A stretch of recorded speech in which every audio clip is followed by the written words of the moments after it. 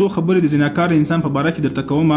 هیله لرم چې تاسو دا ویډیو پوره وګورئ، د خپل ملګرو سره ضرور شیر کړئ، ځکه چې نن سبا زنا ډیره عام شوې ده. د سترګو زنا خو بیخي ډیره عام ده، د لاس او د خولې زنا خو ډیره عام شوې ده. جناب نبی کریم صلی الله علیه وسلم وفرمایل کله چې یو انسان زنا وکړي، الله رب العزت د څخه د ایمان داسې راوباسي لکه څنګه چې یو انسان د خپل سره څخه کمیس راوباسي. الله اکبر. او بل حدیث شریف کې راځي کله چې یو انسان زنا وکړي، الله رب العزت د هغه د 80 کالو عبادت ضایع کی، د 80 کالو نیکی به ضایع سي چې کله یو انسان زنا وکړي. او یو چا د رسول الله صلی الله علیه وسلم څخه پوښتنه وکړه چې یا رسول الله، په ګناهونو کې تر ټولو غټه ګناه کومه یو ده؟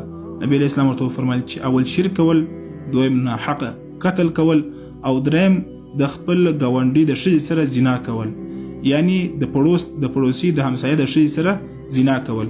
او کم انسان چې د واده سوي ښځې سره زنا وکړي، د الله رسول فرمای چې الله رب العزت به دته د نیم امت عذاب ولره ورکړي.